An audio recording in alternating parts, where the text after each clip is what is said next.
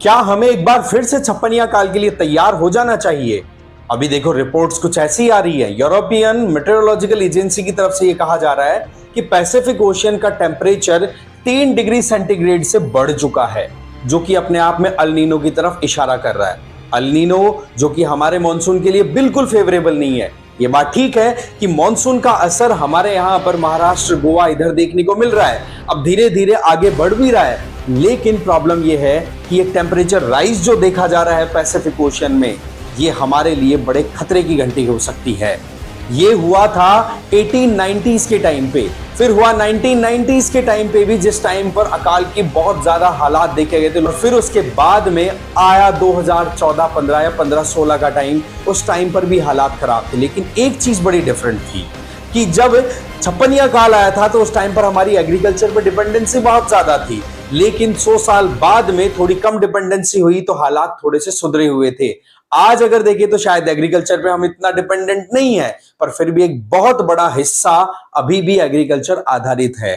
तो यहां पर परिस्थितियां बड़ी क्रिटिकल बनती चली जा रही हैं। अब सवाल ये आता है कि यहां ये जो प्रशांत महासागर में टेम्परेचर बढ़ रहा है, इसका इक्वेशन कैसे काम करता है? तो आप यहां से अच्छे से समझ पाएंगे कि ये देखो पैसिफिक ओशन है, यहां पर हमें नॉर्मली क्या देखने को मिलता है कि इधर की तरफ यहां पर हमें टेम्परेचर कम दिखाई पड़ता है। अगर हम ईस्टर्न पैसिफिक की बात करें तो हवाएं फिर क्या करती हैं, डिसेंड करती है, नीचे बैठती है और यहां पर क्रिएट होता है हाई प्रेशर। और उस हाई प्रेशर के चलते इधर की तरफ जो फ्लो होने वाली ट्रेड विंड्स हैं, उनकी स्पीड बढ़ जाती है और वो फिर हमारे मॉनसून के लिए बहुत ज्यादा फेवरेबल कंडीशन क्रिएट कर देती है। वहीं दूसरी तरफ अगर हम अभी की परिस्थितियों की बात करें तो उल्टा हो रहा है मामला। यहां पर हो रहा है टेम्परेचर ज्यादा, इसका मतलब पैसिफिक ओशन की तरफ हमें दिख रहा है लो प्रेशर। तो जो हवाएं यहां पर यू सर्कुलेट कर रही थी ना नॉर्मल सर्कमस्टांसेस में, वो अब उल्टा हो गई, या फिर यूं कहो कि ये जो ट्रेड विंड सपोर्ट किया करती हैं